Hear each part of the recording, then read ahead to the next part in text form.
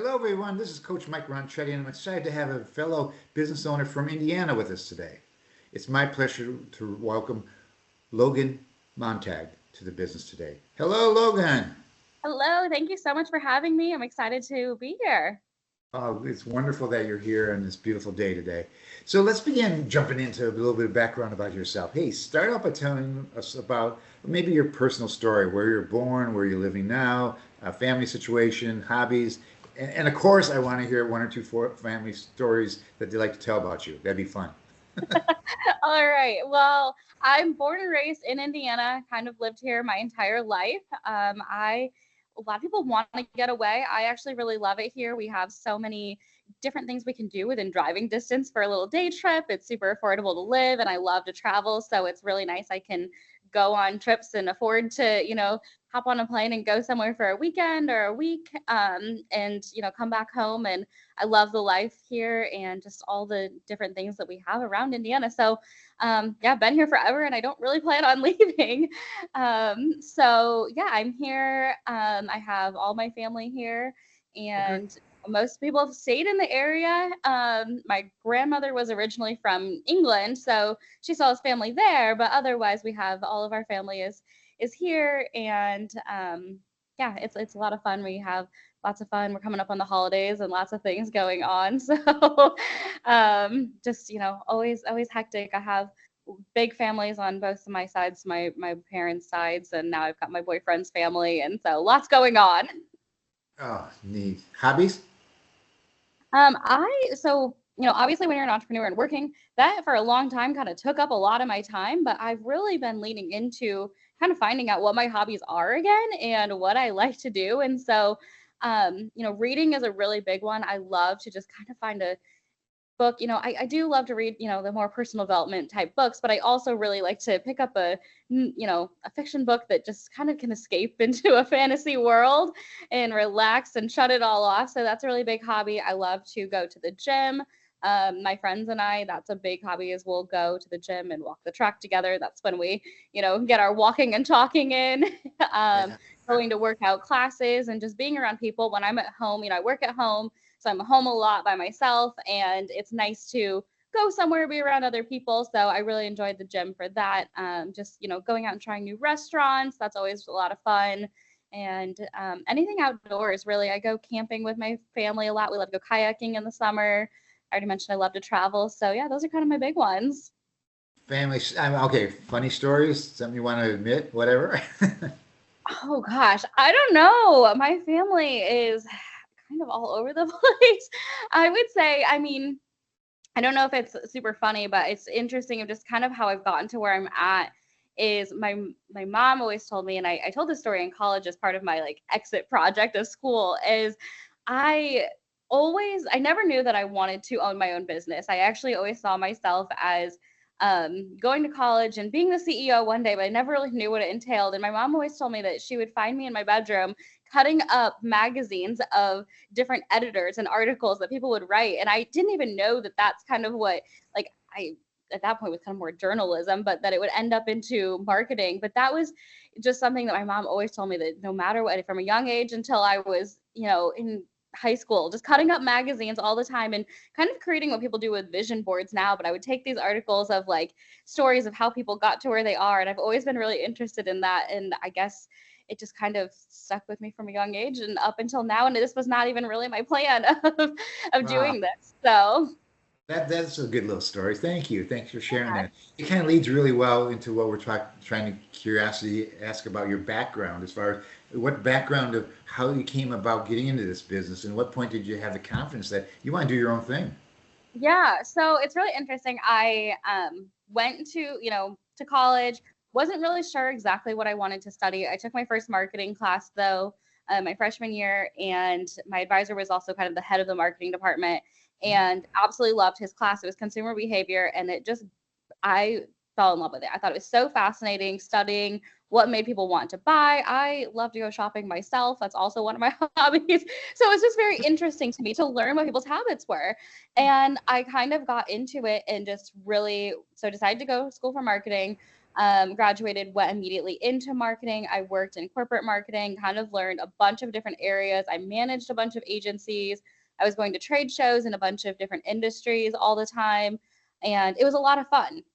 And so I got to see tons of different areas, tons of hands-on experience for, 4 years before starting my business. And then when COVID happened, I unfortunately didn't have a job anymore. I was in the outdoor RV industry. If you know Indiana, that's kind of a big space, and no one knew what was really going to happen with it. That it could potentially, it ended up taking off, but no one knew when it was first starting. And so I was kind of left with, what do I do? Well, I had freelanced a little bit in college. I knew how to get a few jobs. And so I decided, well, that's what I'll do. And it kind of just, I didn't really intend to get into business. It just kind of started to take off. I started accumulating more work that I could take on for just myself, but I didn't want to turn down work. So I just kind of started outsourcing some things. I started hiring some contractors. I knew some other friends who had been laid off. I also had joined a few communities online and met some friends and met people who were doing what I was doing and could really lean on people. And then it just kind of turned into a whole business where I ended up growing a team and having this kind of full-blown marketing agency. Well, tell us a little bit more about that. As far as I know, the name of Your Marketing BFF is in your background. Tell us about what you're doing now. Yeah. So after we had that, I had that business. I still have that business, and it's kind of evolved, actually. That's kind of been our stepping stone, but it's still our main hub of what I do in my business. But I've really evolved it into more of a consulting business. Coming from a corporate marketing background and a lot of the clients I work with, I've started to realize that an internal marketing team is actually really beneficial. And a lot of people, when they start an online marketing business, they're like, oh, we'll just do it all for you. You don't need an internal team. And I actually kind of see it a little bit differently. And I think that having an internal team to be there on foot day to day is actually really beneficial. And it helps enhance the customer experience. It helps enhance just the team productivity. And not to say that you can't use agencies to rely on strategy. And that's a lot of what we do. Or we might assist with, other projects for graphic design or emails. But a lot of stuff day to day, I feel needs to be handled in-house. And so we still have, some of our core clients that also have a team or we implement, as their team, but it's been really fun to be able to integrate into other people's kind of businesses who actually have a team and then can see the best results, where it's not just us as, a silo over here and then their business. It's really just an extension coming together and helping create the best results possible for them. So that's been going really well. And what I've done since then is kind of expanded now. So now I actually have co-founded a new business. It is called Faith Field Founders. It's actually with someone I've met online over the years. She was my mentor for a long time. And we have come together and kind of taken our skills. She focuses heavily on sales and mindset, and I focus heavily on marketing and operations and bringing those together. And so people can have an experience that they would typically have separately, but with us together at a more cost-effective price, get a whole package of a year-long coaching. So it's just kind of an extension of what someone could do individually or on, a smaller level, but do that together. And then we also have, obviously coaching programs are usually a large investment. We also have something now for people who either can't afford the one-on-one consulting or can't join the full coaching program, is a membership that's called Your Business BFF Academy. And that is where, a lot of like startup businesses or small business owners who really have the time and capacity to do things themselves, but they just need a little bit of help. They're looking for a community. I know community was huge for me when I got started to lean on. And so it's just an extension of Your Marketing BFFs. It's just Business BFF Academy to be a community at a much lower price where you're going to get more group support and not less one-on-one, less ingrained into your specific business, but still get a lot of insights and education on kind of where to go next and how to grow your business when you're just getting started, Great, especially great. for small owners. So Wow. yeah, that's kind of been a passion. When I was running my marketing agency, the profit margins, I couldn't help every small business owner, and I really wanted to create some sort of membership or something that can help them as well, make something affordable that they can get the knowledge they need without having to pay, the agency prices. Fantastic. I want to make anyone listening aware that you can check out the link for that entity as well as the LinkedIn link for this particular interview below in our description and go see it. So fantastic. Looking forward to having some feedback on that for you as well as people reaching out. Thanks, Logan, on that. So going back to this idea of inspiration, I guess, or sometimes it's pushing. You might have a professor or yourself saying, "Hey, here's a perfect ideal time." You know, again, what kind of came to your mind as far as saying, "I can do this"? I realize that your last employer maybe kind of set things in motion, but there's a little bit of a story there. Can you just again for a second or two? Yeah. I mean, Yeah. So I mean, I think I just really started realizing I could get clients. I started seeing the success. I started seeing the freedom that I could work from anywhere that I wanted. That was huge to me. I could kind of work on my own time. That was really important. And I realized I can do this. I started seeing, clients coming in, and I had a couple of offers of people to come work full time for them. I had another agency ask me to come and work for them full time and bring my clients with them and essentially sell my agency. And I thought about it.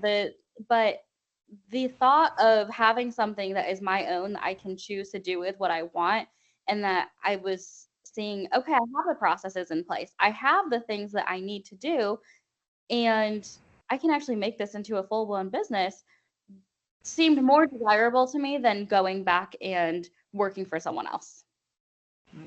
yeah. So I mean, you kind of describe the situation. We know that businesses don't work in isolation. We realize that you identified that as a collaborative thing as well as reaching out and changing, morphing based on the economics needs. Tell us about the biggest challenge during the years and fellow maybe a fellow business owner who's helped you. You mentioned you had your new collaboration with your new company, but maybe there's something else along the line, or just curious about because again we realize that the myth is that everybody does it by themselves. That's a Yeah, myth. that is definitely a myth. I mean, I joined, like I said, I started joining masterminds and collaborative groups very early on. And I don't think I would be where I'm at if I hadn't started joining those. A community is huge to me. And that's why I really wanted to create this new community as well in my business now, because a lot of my friends have come from business because we kind of get it. We feel like we're alone and doing it alone, but we're really not. And so they're who I kind of talk to all day long and bounce ideas off of each other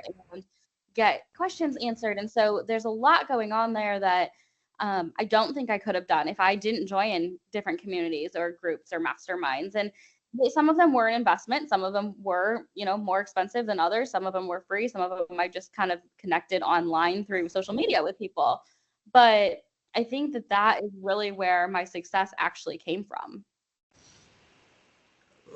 Fantastic. You're realizing and again, when you say a mastermind, it doesn't mean you're all sitting in the same room together. I get the impression it could be hybrid. Yeah, It could be. most of mine are all virtual. They've all been virtual. And so now I have friends all over the country that I actually have spent, over the years going to visit and meeting in person. And we will spend together, time together, working together and just bouncing ideas off of each other. And that's where I feel like I've seen the most success.